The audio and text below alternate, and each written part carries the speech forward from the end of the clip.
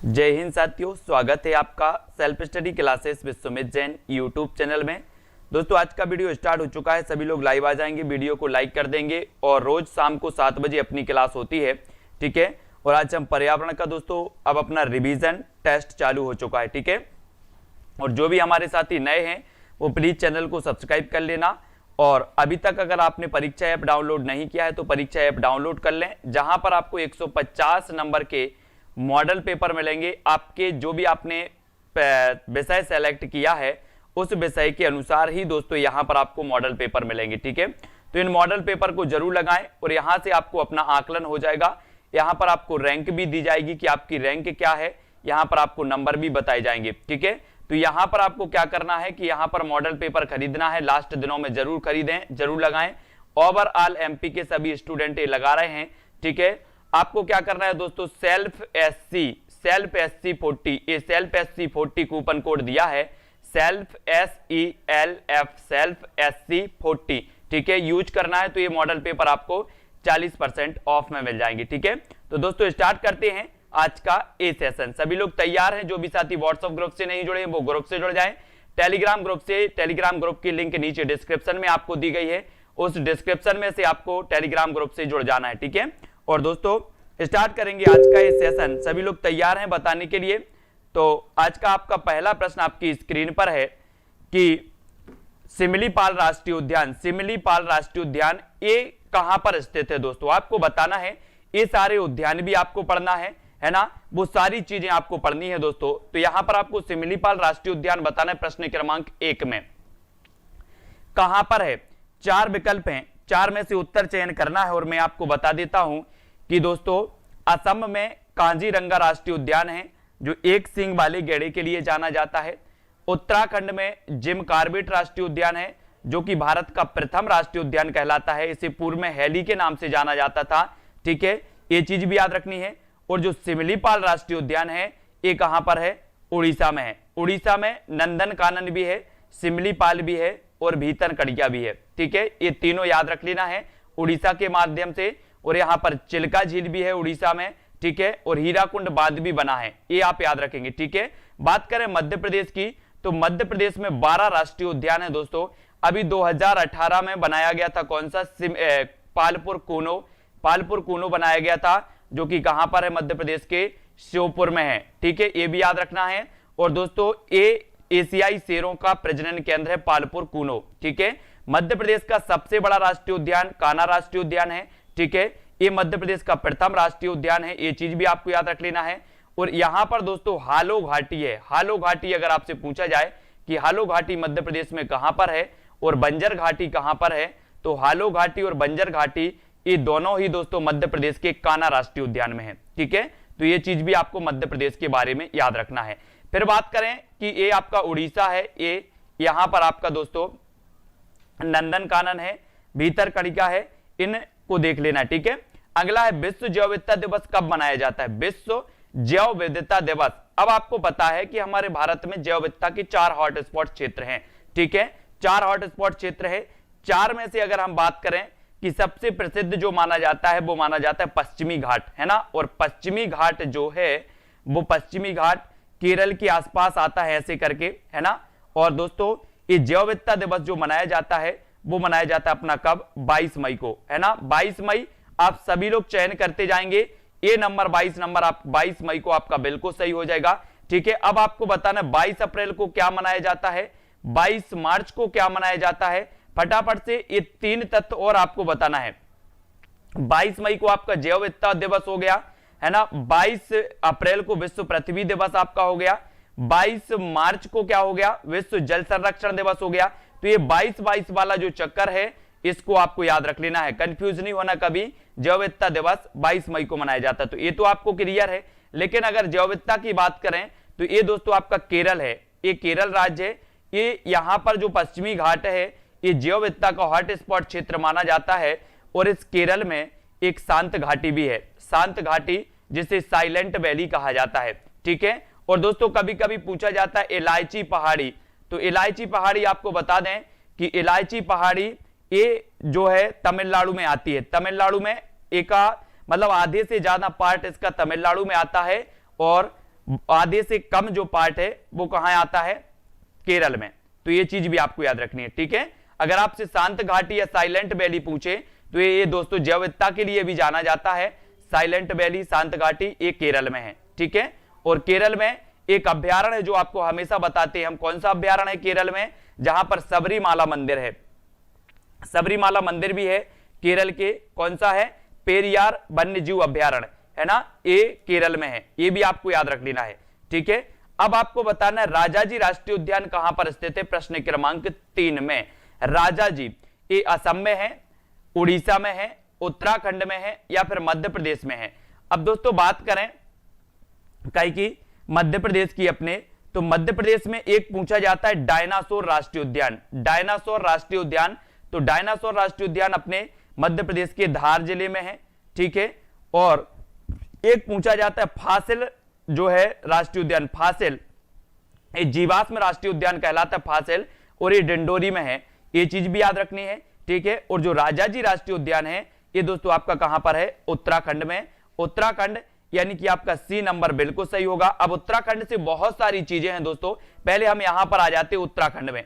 ये आपका उत्तराखंड है, उत्तराखंड से आपको पता है चिपको आंदोलन शुरू हुआ था। चिपको आंदोलन कहां पर शुरू हुआ था, उत्तराखंड में, ठीक है। चिपको आंदोलन के प्रणेता कौन माने जाते हैं, सुंदरलाल बहुगुणा माने जाते हैं, बिल्कुल सही है। इनकी एक पुस्तक है धरती की पुकार, सुंदरलाल बहुगुणा की एक पुस्तक क्या है, धरती की पुकार, ठीक है। और सुंदरलाल बहुगुणा को दोस्तों वृक्षों का आदमी कहा जाता है, वृक्षों का आदमी सुंदरलाल बहुगुणा, ये चीज आपको याद हो गई। अब दोस्तों उत्तराखंड में की राजधानी देहरादून है।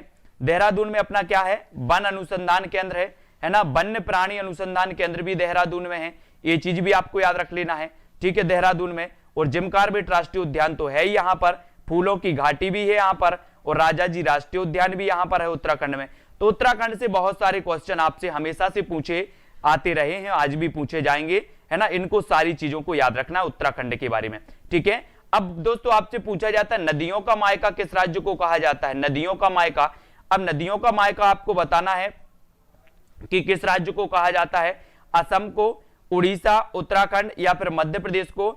और दोस्तों आपको पता है कि नदियों का मायका क्यों कहा जाता है, आपको वैसे पता होगा कि सर नदियों का मायका कहा जाता है किसे, मध्य प्रदेश को। बिल्कुल सही आंसर, मध्य प्रदेश में नदियों का जाल फैला है दोस्तों, मध्य प्रदेश में नदियों का जाल फैला है, नदियां ही नदियां हैं, इसलिए जो है मध्य प्रदेश को नदियों का मायका कहा जाता है। अब यहां पर बहुत सारी चीजें हैं दोस्तों, यहां पर नर्मदा नदी, मध्य प्रदेश की जो नर्मदा नदी है, ये नर्मदा नदी सबसे लंबी नदी मानी जाती है मध्य प्रदेश की, ठीक है, जिसकी लंबाई कितनी है, 1312 किलोमीटर है, 1312 किलोमीटर। लेकिन मध्य प्रदेश में इसकी लंबाई कितनी है, 1077 किलोमीटर है, ये भी आपको याद रख लेना है, ठीक है।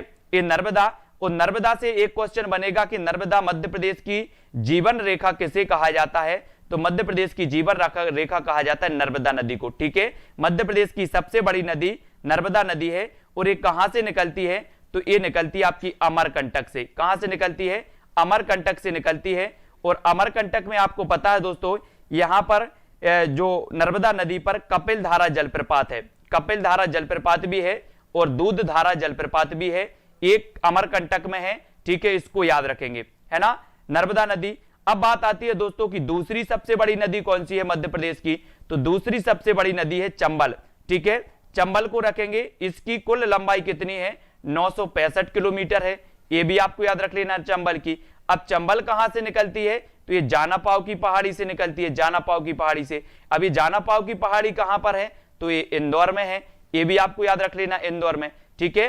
तो इनको सभी को याद रखेंगे। और बात इंदौर की आई है तो कभी कभी ऋतु वेधशाला भी पूछ लिया जाता है इंदौर में, ये ऋतु वेधशाला भी आपका पर्यावरण से संबंधित है, ये ऋतु वेधशाला भी कहां पर स्थापित है, इंदौर में है, ठीक है, इसको याद रखेंगे। और ये अपना मध्य प्रदेश है दोस्तों, जिसे नदियों का मायका कहा जाता है, ठीक है। और एक चीज और याद रखनी है, यहां पर चंबल पर एक गांधी सागर डैम बना है जो कि मध्य प्रदेश में है, गांधी सागर डैम मंदसौर के मध्य प्रदेश के मंदसौर में है, ठीक है, इसको याद रखेंगे। फिर अगर बात करें दोस्तों की मंदसौर की, तो मंदसौर में राष्ट्रीय उद्यानिकी महाविद्यालय है, राष्ट्रीय उद्यानिकी महाविद्यालय, ये भी आपको याद रख लेना मंदसौर के बारे में। और अफीम उत्पादन के लिए जाना जाता है मध्य प्रदेश का मंदसौर। तो इतनी चीजें आपको याद रख लेनी है मध्य प्रदेश के बारे में, ठीक है। फिर आपसे पूछा जाता है गैंडा परियोजना की शुरुआत कब हुई थी, 1985 में, 1987 में, 1976 में या फिर 1978 में। 4 विकल्प हैं, 4 में से भी आपको चयन करना है कि गैंडा परियोजना, और आपको पता है कि एक सींग वाले गैंडे के लिए जाना जाता है असम का कांजीरंगा राष्ट्रीय उद्यान और मानस राष्ट्रीय उद्यान, ये दोनों ही जाने जाते हैं एक सींग वाले के लिए, ठीक है। और ये दोनों ही कहां पर हैं, असम में है, ठीक है, ये भी याद रखना है। और ये गैंडा परियोजना की शुरुआत हुई थी दोस्तों, कब हुई थी, 1987 में, है ना। अब गैंडा को हमें सताना नहीं है, अगर गैंडा को आप सताओगे, गैंडा को सताओगे तो क्या करना पड़ेगा, गैंडा को सताओगे तो गुस्सा हो जाएगा गैंडा, सताओगे तो क्या होगा, सताना नहीं है, सता से सतासी हो जाएगा, 1987 में गैंडा, ठीक है। बी नंबर आपका बिल्कुल सही हो जाएगा। फिर दोस्तों ये है आपका असम, ये भी याद रख लेना है असम के बारे में, ठीक है, ये यहां पर असम है। आप बताना माउलिंग राष्ट्रीय उद्यान कहां पर स्थित है, माउलिंग राष्ट्रीय उद्यान भी आपको याद रख लेना है, ये कहां पर है दोस्तों, माउलिंग राष्ट्रीय उद्यान। और आपने बिल्कुल सही आंसर बताया है कि सर पूर्व में नेफा के नाम से जाना जाता था अरुणाचल प्रदेश, अरुणाचल प्रदेश पूर्व में क्या नाम से जाना जाता था, नेफा के नाम से, है ना। और ये माउलिंग जो राष्ट्रीय उद्यान है ये भी कहां पर है, अरुणाचल प्रदेश में है, अरुणाचल प्रदेश, इसको याद रखेंगे, ठीक है। और यहां पर दोस्तों आपको पता है ये सबसे पूर्वी राज्य भी माना जाता है भारत का, है ना, अरुणाचल प्रदेश, ये चीज भी याद रखनी है। ये देखो ये अरुणाचल प्रदेश का क्षेत्र है ना, इसको याद रखेंगे, ठीक है। अब दोस्तों अगला क्वेश्चन है आपका पर्यावरण अनुसंधान केंद्र कहां पर स्थित है, प्रश्न क्रमांक 7 में बताना है आपको। पर्यावरण अनुसंधान केंद्र नागपुर में, उत्तराखंड में, उत्तर प्रदेश या फिर मध्य प्रदेश में। अब दोस्तों मध्य प्रदेश का भी आपको पर्यावरण पढ़ना है, जिसमें आपको राष्ट्रीय उद्यान आनी चाहिए, अभ्यारण्य आनी चाहिए, नदियां भी आपको आनी चाहिए मध्य प्रदेश की, ठीक है। मध्य प्रदेश में बहुत सारे ऐसे संस्थान हैं जो कि दोस्तों कृषि से संबंधित संस्थान भी हैं, है ना, वन से संबंधित संस्थान भी है, जैसे आपदा प्रबंधन संस्थान, वन प्रबंध संस्थान, वन अनुसंधान संस्थान, है ना, ये संस्थान भी आपको याद रखना है। इनके मुख्यालय कहां पर है, ये भी आपके पर्यावरण से रिलेटेड माने जाएंगे, ठीक है।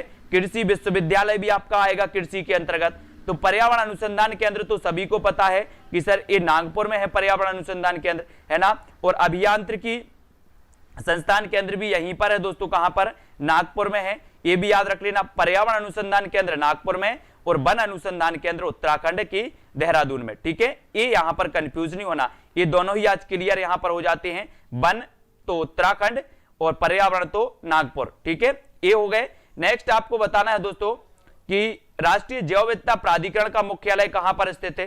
राष्ट्रीय जैव विविधता प्राधिकरण हमने पढ़ा था कि जो जैव विविधता है, जैव विविधता दिवस 22 मई को मनाते हैं, बिल्कुल सही है।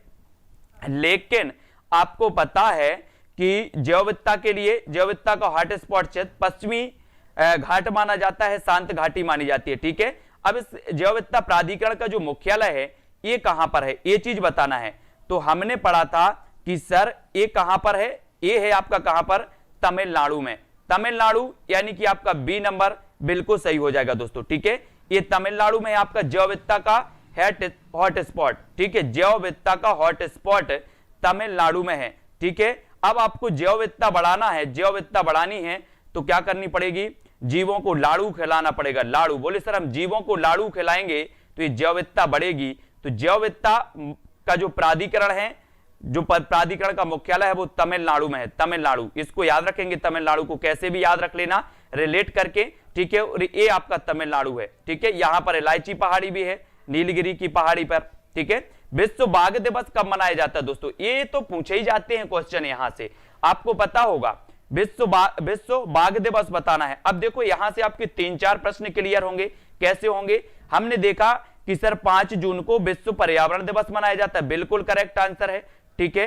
11 जुलाई को विश्व जनसंख्या दिवस मनाया जाता है, बिल्कुल सही आंसर है ना। 29 जुलाई को आपको ही बताना है, और 16 सितंबर को मनाते हैं हम ओजोन दिवस, ठीक है, ये आपको पता है। 16 सितंबर ओजोन दिवस, 29 जुलाई विश्व बाघ दिवस, ठीक है, 29 जुलाई को याद रख लेना, 29, ठीक है, 29 जुलाई को विश्व बाघ दिवस मनाया जाता है, 5 जून को विश्व पर्यावरण दिवस और 11 जुलाई को विश्व जनसंख्या दिवस, ठीक है। तो ये चारों ही दिवस आपको याद होनी चाहिए, इनको सभी लोग याद रखेंगे, ठीक है। अब दोस्तों आगे बढ़ जाते हैं अपन, संयुक्त राष्ट्र पर्यावरण कार्यक्रम की स्थापना कब हुई, यूनाइटेड नेशन एनवायरनमेंट प्रोग्राम यानी कि यूएनईपी। कभी कभी आपसे पूछा जाएगा कि यूएनईपी का फुल फॉर्म क्या है, फुल फॉर्म बताना होता है आपको।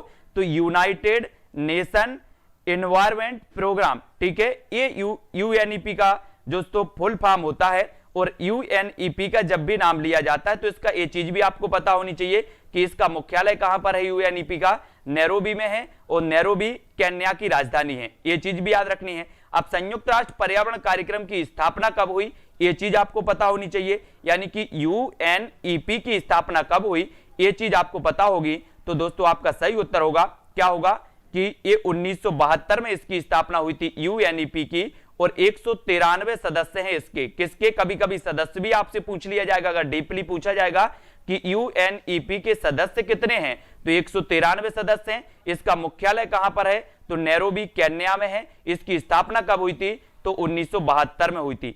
अब ये चीज भूलनी नहीं है क्योंकि ये फाइनल रिवीजन आपका चल रहा है ना, फाइनल रूप से आपको याद होनी चाहिए ये चीज, ठीक है। अब दोस्तों आगे बढ़ते हैं। ओजोन परत की मोटाई मापी जाती है, तो किससे मापी जाती है ओजोन परत की मोटाई? हमने पढ़ा था कि ओजोन दिवस हम 16 सितंबर को मनाते हैं, ठीक है। अब ओजोन परत कहां पाई जाती है, तो आपने पढ़ा था कि सर जो ओजोन परत है ये वायुमंडल के समताप मंडल में पाई जाती है, और समताप मंडल नीचे से दूसरी परत मानी जाती है। सबसे निचली परत मानी जाती है क्षोभ मंडल, उसके ऊपर की परत को समताप मंडल कहते हैं, और समताप मंडल को ओजोन मंडल भी कहा जाता है। इसकी जो मोटाई नापने की इकाई है उसे कहते हैं हम डॉप्सन इकाई। डॉप्सन इकाई यानी कि आपका बी नंबर बिल्कुल सही हो जाता। अब आपको बताना है कि डेसिबल ये किसका मापक यंत्र होता है, डेसिबल ये कौन सी दोस्तों बताना है आपको, किसकी इकाई है ये डेसिबल?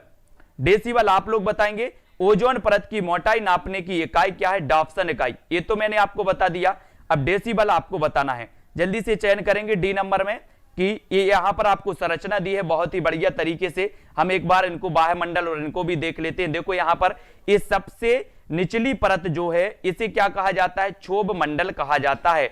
इसको याद रखेंगे, है ना, इसे कहा जाता है ट्रोपोस्फियर। कभी कभी ट्रोपोस्फियर भी आपके ऑप्शन में आता है, तो इसको याद रखेंगे। क्षोभ मंडल को और क्या कहा जाता है, ट्रोपोस्फियर कहा जाता है, और ये सबसे निचली परत मानी जाती है वायुमंडल की। अब एक क्वेश्चन बनता है कि मौसम संबंधी घटनाएं किस में होती हैं, तो आप बता देना क्षोभ मंडल में होती हैं, ठीक है, ये चीज भी आपको याद रखनी नहीं। फिर ये दोस्तों ये समताप मंडल है, स्ट्रेटोस्फीयर इसे कहा जाता है, स्ट्रेटोस्फीयर, और ओजोन जो परत है इसी मंडल में पाई जाती है। ये देखिए यहां से ये आपको समताप मंडल यहां तक दिख रहा होगा, ठीक है, ये भी आपको याद रख लेना है, ठीक है। और इस ओजोन परत को क्लोरोफ्लोरो से क्या होता है, नुकसान होता है, और इसकी मोटाई नापने की जो इकाई है उसे हम डॉप्सन इकाई करते हैं, ठीक है। और ये देखो सूर्य से यहां से परावैंगनी किरणें आती हैं, और ये ओजोन परत क्या करती है, इसको धरती पर जाने से रोक देती है, जिससे धरती पर मनुष्यों को त्वचा कैंसर का खतरा कम हो जाता है ना। परावैंगनी किरणों से त्वचा कैंसर होता है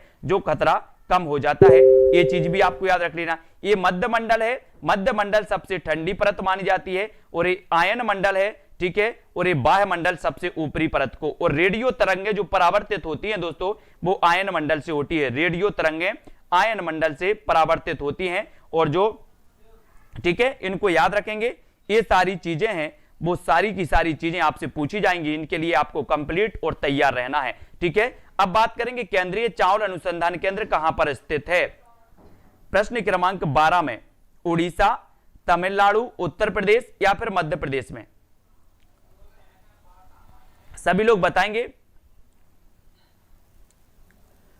केंद्रीय चावल अनुसंधान केंद्र कहां पर स्थित है? मैंने आपको बताया था कि अगर मध्य प्रदेश की कभी बात हो कि चावल अनुसंधान केंद्र कहां पर है, तो मध्य प्रदेश में है दोस्तों, कहां पर, बड़वानी में, बड़वानी में है, ये चीज आपको याद रखेंगे। बड़वानी में मध्य प्रदेश में धान अनुसंधान केंद्र है, चावल अनुसंधान केंद्र है, ठीक है। लेकिन अगर केंद्रीय बात आती है तो केंद्रीय आपकी उड़ीसा, उड़ीसा यानी कि कटक में, कटक उड़ीसा, ठीक है, ये चावल अनुसंधान केंद्र है, और इसको याद रखेंगे। और मध्य प्रदेश में बड़वानी में है, और ये उड़ीसा है। उड़ीसा के बारे में तो हमने बहुत सारी चीजें याद कर ली कि सर यहाँ पर चिल्का झील भी है, सबसे बड़ी लैगून झील मानी जाती है चिल्का झील, है ना। और यहाँ पर महानदी पर कौन सा डैम बना है, महानदी पर हीराकुंड बना है, और महानदी को उड़ीसा का शोक कहा जाता है, ठीक है। तो ये चीज तो आपने याद कर ली। फिर आपसे भारतीय कृषि अनुसंधान केंद्र कहां पर स्थित है? भारतीय कृषि अनुसंधान केंद्र, ये भी आपको पता होनी चाहिए दोस्तों। मैं आपको बता दूं कि मध्य प्रदेश में अगर बात की जाए कि प्रथम कृषि विश्वविद्यालय कौन सा था, मध्य प्रदेश का प्रथम कृषि विश्वविद्यालय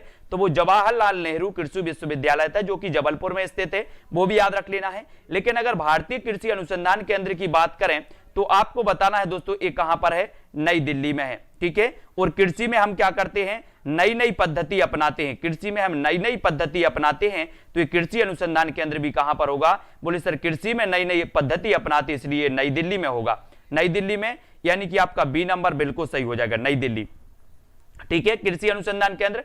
अब दोस्तों ये आपका यहां पर ये नई दिल्ली है, यहां पर आपका कृषि अनुसंधान केंद्र है। फिर आपको ओणम किस राज्य का त्योहार माना जाता है, ओणम बताना है प्रश्न क्रमांक 14 में, उड़ीसा का, केरल, उत्तर प्रदेश या फिर मध्य प्रदेश का। एक आध क्वेश्चन यहां से भी आपसे पूछा जाएगा, ठीक है।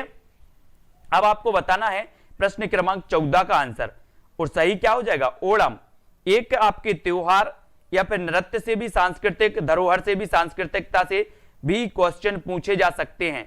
और यहां पर ओणम आपसे पूछा गया, तो ओणम ये जो है राज्य का त्योहार है केरल का, केरल का ओणम, केरल का ओणम याद रखेंगे, केरल का ओणम। और यहां का नृत्य कौन सा है, कथकली है ना, कथकली है ना, कथक। उत्तर प्रदेश का, उत्तर प्रदेश का क्या माना जाता है, कथक माना जाता है, उत्तर प्रदेश का कथक और केरल का कथकली है ना, ये सभी को याद रखना है। और यहां पर ओणम केरल का है, ठीक है, इसको याद रखेंगे, केरल है ना। और अगला क्वेश्चन है अपना, और केरल से बहुत सारे ऐसे 4-5 फैक्ट हैं जो हमने केरल के बारे में पढ़ लिए, केरल से आपसे क्वेश्चन पूछे जा सकते हैं, ठीक है, वो तो आपने याद कर लिए। अब दोस्तों नेक्स्ट आपसे पूछा जाता है कि भारत का प्रथम आपदा प्रबंधन संस्थान स्थापित किया गया, तो कहां पर स्थापित किया गया, प्रश्न क्रमांक 15 का उत्तर बताना है आपको। भारत का प्रथम आपदा प्रबंधन संस्थान ये कहां पर स्थापित किया गया, उड़ीसा में, उत्तर प्रदेश में, केरल में या फिर मध्य प्रदेश में। 4 विकल्प है हमारे सामने, सभी लोग कमेंट में बताएंगे उत्तर आपका क्या होगा। और रवि पागरे जी बिल्कुल सही आंसर आपने चयन किया है कि सर मध्य प्रदेश के भोपाल में, ठीक है, मध्य प्रदेश के भोपाल में भारत का प्रथम आपदा प्रबंधन संस्थान स्थापित किया गया, ये चीज भी आपको याद रख लेना। अब भोपाल की बात आई है तो भोपाल से 3-4 फैक्ट आपको याद रख लेना है। सबसे पहला तो यहां पर आपदा प्रबंधन संस्थान है जो भारत का प्रथम है, ठीक है। यहां पर वन प्रबंध संस्थान भी है, वन प्रबंध संस्थान भी कहां पर है, भोपाल में है, ठीक है।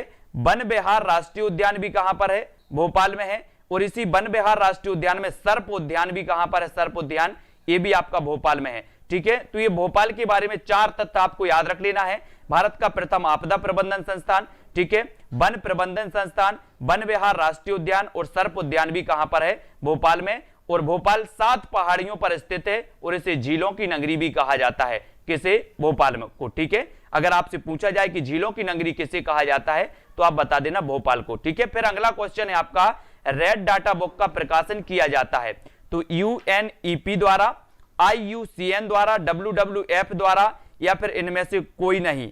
ये 4 विकल्प है, रेड डाटा बुक का प्रकाशन किसके द्वारा किया जाता है, 4 में से आपको चयन करना है। उत्तर आपका क्या हो जाएगा, फटाक से बताएंगे। ये सारी चीजें दोस्तों आपको फाइनल तरीके से पढ़ लेनी चाहिए, एक एक फैक्ट आपको आनी चाहिए, कोई भी फैक्ट आपका आ सकता है। बिल्कुल नहीं है कि सर राष्ट्रीय उद्यान नहीं पूछे जाएंगे, वन नहीं पूछे जाएंगे, अभ्यारण्य नहीं पूछे जाएंगे, सब कुछ भी आ सकता है। अनेकों शिफ्टों में आपका होना है पेपर, इसलिए हर एक शिफ्ट में बदल बदल के क्वेश्चन और डीपली और कहीं से भी आ सकते हैं, ठीक है। तो ये रेड डाटा बुक IUCN, ये बी नंबर आपका सही होगा, ये प्रकाशन करता है बी नंबर, ठीक है, IUCN, इसको याद रखेंगे। और इसकी स्थापना हुई थी 1948 में। IUCN की स्थापना कब हुई थी, 48 में हुई थी, ठीक है। और इसका मुख्यालय कहां पर है, तो गिलांड स्विट्जरलैंड में है, ठीक है, गिलांड स्विट्जरलैंड में IUCN का मुख्यालय कहां पर है, गिलांड स्विट्जरलैंड में है। इसकी स्थापना 1948 में हुई थी, है ना। और रेड डाटा बुक जारी करती है IUCN। आपसे सीधा सा क्वेश्चन बनेगा, रेड डाटा बुक जारी कौन करता है, तो IUCN। IUCN की स्थापना कब हुई थी, 1948 में। इसका मुख्यालय कहां पर है, तो गिलांड स्विट्जरलैंड में, ठीक है। ये पूरे क्वेश्चन आप लोग सभी लोग याद रखेंगे, ठीक है। अब आपको बताना है दोस्तों, सरदार सरोवर बांध किस नदी पर बना है, ये भी आपको बताना है।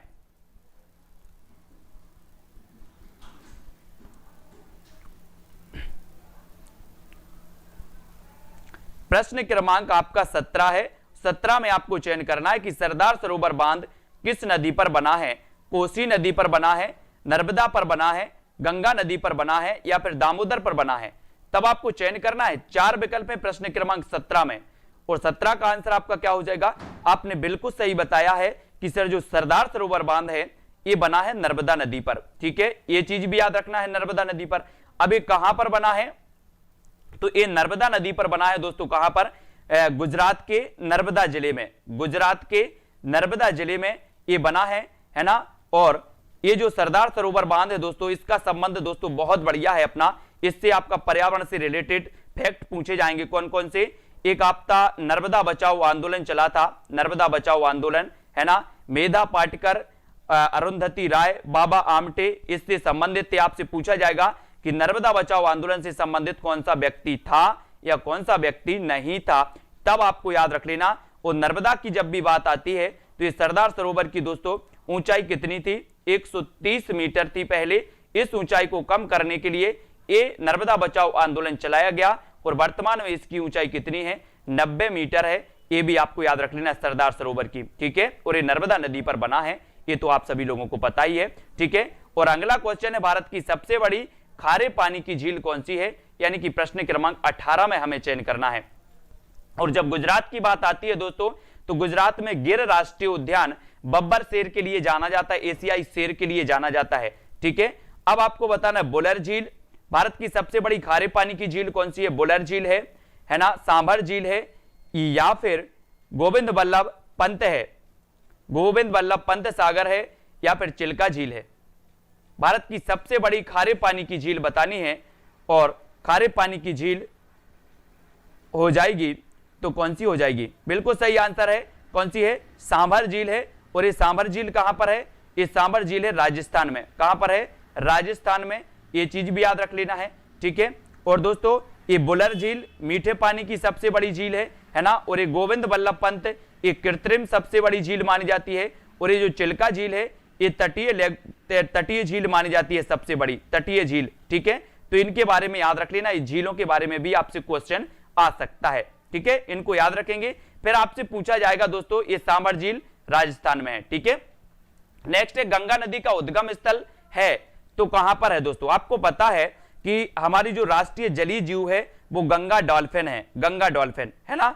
और गंगा राष्ट्रीय नदी भी है, सबसे लंबी नदी भी गंगा है, सभी को पता है। अब गंगा नदी का जो उद्गम स्थल है वो क्या कहलाता है? मानसरोवर कहलाता है, गंगोत्री कहलाता है, यमुनोत्री कहलाता है, या फिर चिल्का झील कहलाता है? क्या कहलाता है? इसका 19 का आंसर हमें चयन करना है। और 19 में आपका बिल्कुल सही आंसर होगा। बोले सर गंगा नदी निकलती है कहां से? गंगोत्री से। गंगोत्री यानी कि आपका बी नंबर बिल्कुल सही है। ठीक है, गंगा नदी गंगोत्री से निकलती है। और दोस्तों ये आपकी गंगोत्री है ना, यहां से निकलती है उत्तराखंड से। ठीक है, इसको भी याद रखेंगे गंगा नदी के बारे में। अब उड़ीसा का शोक पूछ लिया गया आपको। उड़ीसा का शोक तो किस नदी को कहा जाता है? महानदी को कहा जाता है, गंगा नदी को कहा जाता है? उड़ीसा का शोक चयन करना है। उड़ीसा का शोक किसे कहा जाता है? ये चीज आपको चयन करनी है दोस्तों प्रश्न क्रमांक 20 में। और आपने बिल्कुल सही चयन किया है कि सर उड़ीसा अगर बात करें तो उड़ीसा में महत्वपूर्ण राष्ट्रीय उद्यान भी हैं, भीतरकनिका है ना। और आपका कौन सा है? नंदन कानन भी यहां पर है ना। और दामोदर है या फिर यमुना है, सभी लोग चयन करेंगे। उत्तर क्या हो जाएगा? उड़ीसा का शोक। और उड़ीसा का शोक तो महानदी है। और ये महानदी कहां से निकलती है आपको पता है?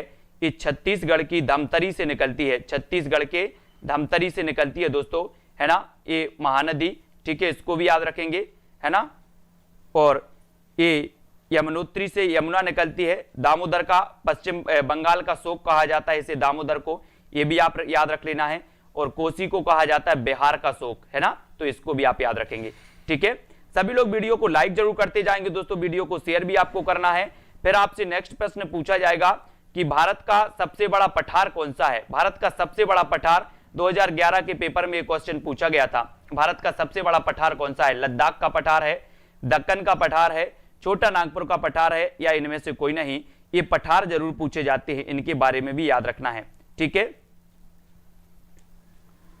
हाँ, बाढ़ आने से नुकसान होता है, इसलिए इसे शोक कहा जाता है। बहुत भयंकर बाढ़ आती है ना, और नुकसान होता है, और इसके बाढ़ आने से जब व्यक्तियों को तकलीफ होती है, नुकसान होता है, तो व्यक्ति शोक करते हैं, इसलिए शोक भी कहा जाता है इनको, है ना। और भारत का सबसे बड़ा पठार माना जाता है दोस्तों आपका कौन सा?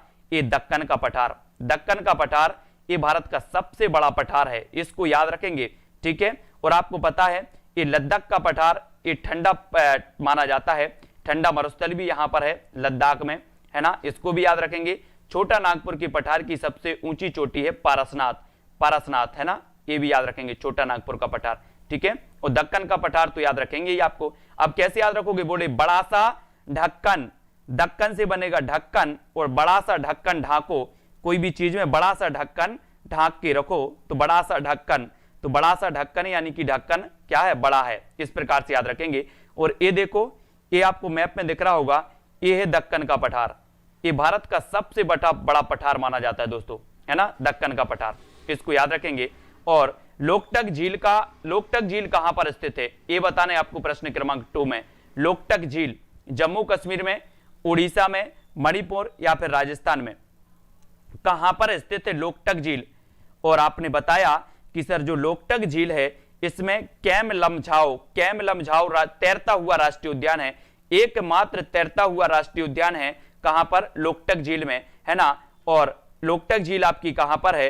तो ये है आपकी मणिपुर में। कहां पर है? मणिपुर। और ये आपका मणिपुर है जहां पर लोकटक झील है, और इसी लोकटक झील में दोस्तों तैरता हुआ राष्ट्रीय उद्यान कैम लमझाओ इस प्रकार से बोला जाता है उसको। तो ये डी नंबर आपको चयन करना है। सभी लोग वीडियो को लाइक कर देंगे साथियों। और ये मणिपुर है आपका, यहां पर देखो मणिपुर, जहां पर लोकटक झील है, कैम लमझाओ राष्ट्रीय उद्यान भी है, ठीक है। वृद्ध गंगा या फिर दक्षिण की गंगा किस नदी को कहा जाता है? प्रश्न क्रमांक 3 में आपको चयन करना है, किसे कहा जाता है? गंगा को कहा जाता है, गोदावरी को कहा जाता है, नर्मदा या फिर महानदी को कहा जाता है? दक्षिण की गंगा या फिर वृद्ध गंगा। और ये जो दोस्तों क्या है, त्र्यंबक की पहाड़ी है ना, नासिक के निकट से निकलती है, कौन सी निकलती है? जल्दी से कमेंट में लिखेंगे सभी। हाकम जी, मिस ललिता, टीना जी और माही जी, चंद्रशेखर। प्रश्न क्रमांक 3 का आपका सही उत्तर होगा कि सर दक्षिण की गंगा या फिर वृद्ध गंगा कहा जाता है गोदावरी को, है ना, गोदावरी यानी कि बी नंबर, ठीक है, बी नंबर आपका बिल्कुल सही होगा, ठीक है। और दोस्तों ये आपकी यहां से निकलती है त्र्यंबक पहाड़ी से गोदावरी, है ना, नासिक के निकट से। नेक्स्ट है पश्चिम की ओर बहने वाली नदी कौन सी है? पश्चिम की ओर बहने वाली नदी बतानी है। और एक चीज और पूछा जाता है क्वेश्चन, कौन सी ऐसी नदियां हैं, निम्न में से बताइए कौन सी ऐसी नदी है जो डेल्टा नहीं बनाती? ऐसी कौन सी नदी है जो डेल्टा नहीं बनाती? ये चीज भी आपसे पूछा जाता है, ठीक है। तो डेल्टा नहीं बनाती कौन कौन सी? नर्मदा और ताप्ती। नर्मदा और ताप्ती ये दो नदियां डेल्टा नहीं बनाती, इनको भी याद रख लेना है। ये पश्चिम की ओर बहती हैं और जाके अरब सागर में गिरती हैं खंबात की खाड़ी में, तो ये क्या बनाती हैं? एस्चुरी बनाती हैं, एस्चुरी। तो इसको याद रखेंगे, ये नर्मदा आपका बिल्कुल सही होगा, है ना, और ताप्ती भी होगा, यानी कि दोनों सही है। ये पश्चिम की ओर बहती हैं। ताप्ती नदी निकलती है दोस्तों मध्य प्रदेश के बैतूल जिला के मुल्ताई से निकलती है। कहां से निकलती है? मुल्ताई से, इसको याद रखेंगे, है ना। बैतूल की मुल्ताई से ताप्ती निकलती है, अनूपपुर के अमरकंटक से नर्मदा निकलती है, और दोनों ही पश्चिम की ओर बहती हैं और दोनों ही डेल्टा नहीं बनाती, इनको याद रखेंगे, ठीक है। और अगला है ब्रह्मपुत्र नदी को तिब्बत में किस नाम से जाना जाता है? प्रश्न क्रमांक 5 में पद्मा के नाम से, ब्रह्मपुत्र के नाम से, सांगपो या फिर माजुली। ये दोस्तों आपका पूरा भारत का जो छुटपुट पर्यावरण था उसके बारे में आज हम बहुत बढ़िया तरीके से पढ़ रहे हैं, इसको जान रहे हैं, ठीक है। छुटपुट जो भारत के विभिन्न खंडों से, भूगोल से लेकर के भौगोलिक पर्यावरण, है ना, ये अपन ने आज बहुत ही अच्छे से इनको पढ़ लिया, इनको भूलना नहीं है। यहां से कोई भी क्वेश्चन आपका आ सकता है। ब्रह्मपुत्र नदी को तिब्बत में किस नाम से जाना जाता है, ये चीज आपको बतानी है। और दोस्तों ये जाना जाता है किस नाम से? तिब्बत की बात आती है तो तिब्बत में जाना जाता है सांगपो के नाम से जाना जाता है, ठीक है। बी नंबर आपका सांगपो बिल्कुल सही होगा, है ना। ब्रह्मपुत्र नदी की अगर बात होती है तो ब्रह्मपुत्र नदी में दोस्तों विश्व का सबसे बड़ा नदी द्वीप है माजुली द्वीप, है ना। अगर आपसे कभी पूछा जाए कि विश्व का सबसे बड़ा नदी द्वीप कौन सा है तो माजुली द्वीप है, और ये किस नदी पर बना है तो ये है ब्रह्मपुत्र नदी पर, ठीक है। तो ये माजुली द्वीप भी आपको याद रख लेना है, और इसे तिब्बत में जाना जाता है सांगपो के नाम से, ठीक है, इसको याद रखेंगे। और यहां पर देखो दोस्तों ये ब्रह्मपुत्र यहां से आती है ना, और एक गंगा आती है यहां से, तो गंगा में इस गंगा को इसे क्या कहा जाता है, पद्मा कहा जाता है, ठीक है। और इसको जब ये प्रवेश करती है दोस्तों बांग्लादेश में तब इसे जमुना कहा जाता है ब्रह्मपुत्र को, है ना। और इनकी जो संयुक्त धारा हो जाती है, यहां से एक बराक नदी आती है, और ये तीनों की जब संयुक्त धारा होती है तब इसे क्या कहा जाता है दोस्तों, क्या कहा जाता है, मेघना, क्या कहा जाता है, मेघना कहा जाता है। इनको भी आपको याद रख लेना है, ठीक है। और ये तीनों जाके कहां गिरती हैं, बंगाल की खाड़ी में गिरती हैं, ठीक है, गंगा ब्रह्मपुत्र बराक, ठीक है, इनको याद रखेंगे। अब अगला क्वेश्चन है आपका, विश्व का सबसे ऊंचा पठार कौन सा है। ऊंचा पूछा गया, सबसे ऊंचा, और कहां का, विश्व का। लद्दाख का पठार है, दक्कन का पठार है, छोटा नागपुर का पठार, या फिर तिब्बत का पठार है। ये क्वेश्चन पूछा गया था शायद विश्व का सबसे ऊंचा एमपी टेट वर्ग 3 में, है ना, पिछली बार 2011 में, है ना। और ये विश्व का सबसे ऊंचा पठार आपको बताना होता है, और ऊंचा पठार जो है, ये ऊंचा पठार दोस्तों आपका तिब्बत का पठार है। तिब्बत ये विश्व का सबसे ऊंचा पठार है। भारत का सबसे बड़ा पठार कौन सा है, दक्कन का पठार। विश्व का सबसे ऊंचा पठार कौन सा है तो तिब्बत का पठार। तिब्बत को याद रख लेना है, तिब्बत में ब्रह्मपुत्र को सांगपो कहा जाता है, ठीक है। और जो तिब्बत है दोस्तों, इसको, ये सबसे ऊंचा पठार है विश्व का, इसको याद रख लेना, तिब्बत, ठीक है, इसको याद रखेंगे। और ये यहां कहीं आता है तिब्बत आपका, ठीक है, इस प्रकार से। नेक्स्ट आपको बताना है केंद्रीय पादप अनुसंधान केंद्र कहां पर है। पादप तो आप समझते हैं, पादप मतलब होते हैं पेड़ पौधे, ठीक है। अब केंद्रीय पादप अनुसंधान केंद्र कहां पर है, नागपुर में, उत्तर प्रदेश, मध्य प्रदेश, या फिर लखनऊ में। ये चार में से आप चयन करेंगे। जब तक मैं आपको बता देता हूं कि उत्तर प्रदेश में दोस्तों एक राष्ट्रीय उद्यान है, दुधवा राष्ट्रीय उद्यान। दुधवा राष्ट्रीय उद्यान पूछा जाता है हमेशा, परीक्षा कोई भी हो, दुधवा राष्ट्रीय उद्यान कहां पर है तो दुधवा आपका उत्तर प्रदेश में है, ठीक है, ये चीज याद रखनी है। फिर ये पादप अनुसंधान केंद्र कहां पर है तो ये लखनऊ में है, पादप अनुसंधान केंद्र, है ना। आपका जो बी नंबर है लखनऊ, आपका बिल्कुल सही होगा, पादप अनुसंधान केंद्र लखनऊ में है। औषधि अनुसंधान केंद्र भी कहां पर है, लखनऊ में है। अब दोस्तों औषधि से बात आती है, जड़ी बूटी बैंक मध्य प्रदेश में, जड़ी बूटी बैंक कहां पर है, यह भी आपसे पूछा जा सकता है, जड़ी बूटी बैंक। तो जड़ी बूटी बैंक पचमढ़ी में है, पचमढ़ी में, याद रख लेना, क्योंकि पचमढ़ी में सतपुड़ा उद्यान है, और सतपुड़ा में आपने सुना होगा कि सतपुड़ा के घने जंगल ऊंगते अनमने जंगल। सतपुड़ा राष्ट्रीय उद्यान मध्य प्रदेश के होशंगाबाद जिले में है, यहां पर बोरी अभ्यारण्य भी है। और सतपुड़ा में दोस्तों क्या है, पचमढ़ी है, और पचमढ़ी पर्वतों की रानी इसे कहा जाता है ना, पहाड़ों की रानी इसे कहा जाता है पचमढ़ी को। और पचमढ़ी में मध्य प्रदेश का सबसे शीर्ष बिंदु यानी कि धूपगढ़ है, आपको पता होगा। और धूपगढ़ की कुल ऊंचाई कितनी है तो 1350, कितनी है 1350 मीटर है, इसको भी आपको याद रख लेना है, धूपगढ़ की। और दोस्तों ये आपका केंद्रीय पादप अनुसंधान केंद्र कहां पर है, लखनऊ में है, ठीक है। तो इस चीज को आपको याद रख लेना है, बहुत ही इंपॉर्टेंट है आपके लिए, है ना। लखनऊ और मध्य प्रदेश की जड़ी बूटी बैंक ये पचमढ़ी में है, ठीक है, इनको याद रखेंगे। और सभी लोग वीडियो को लाइक कर देंगे दोस्तों। अब अपन अगले सेशन में पढ़ेंगे यहां के बाद से महत्वपूर्ण प्रश्नों के बारे में। जितना भी आपका एमपी से संबंधित जो पर्यावरण होगा, जो अभ्यारण्य होंगे, जो उद्यान होंगे, जो भी चीजें होंगी वो भी मैं क्लियर करवा दूंगा आपका, ठीक है। और जो भारत से संबंधित छुटपुट जो होता है उसको भी आपको क्लियर करवा दूंगा, ठीक है। तो सभी लोग वीडियो को लाइक और शेयर अवश्य करेंगे। आज के सेशन के लिए दोस्तों बस इतना ही, बहुत कुछ अपन ने पढ़ लिया आज। पूरा भारत के बारे में, पूरे भारत के बारे में जो मेन पॉइंट आपसे पूछे जाते हैं पर्यावरण में, वो चीज अपन ने देख लिया आज, ठीक है। तो वीडियो को सभी लोगों को लाइक करना है, शेयर भी कर देना है ना। और दोस्तों इतनी अच्छी चीजें आज पढ़ी हैं, आज रिवीजन के माध्यम से पर्यावरण में एक एक चीज, एक एक फैक्ट का आपका रिवीजन हुआ, ठीक है। तो सभी लोग लाइक और शेयर अवश्य करना है ना। और ठीक है, कामिनी जी, दौलत राम कुशवाहा जी, हेमंत जी, जाबरीन जी, वंदना, राधे, उर्मिला जी, सभी को धन्यवाद।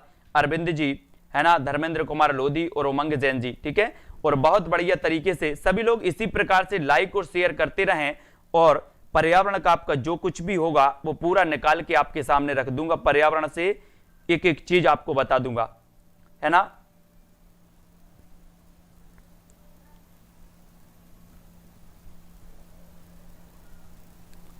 ठीक है, तो आज के वीडियो के लिए बस इतना ही। नेक्स्ट क्लास हिंदी की है ना।